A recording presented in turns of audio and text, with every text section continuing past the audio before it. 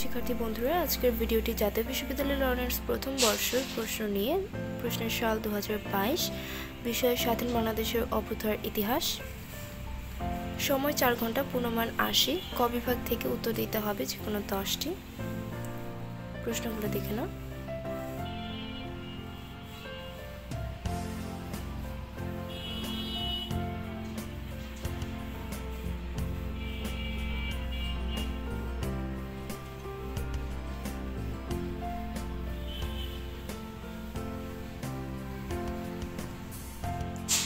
খ বিভাগ থেকে উত্তর দিতে হবে যে কোনো 5টি।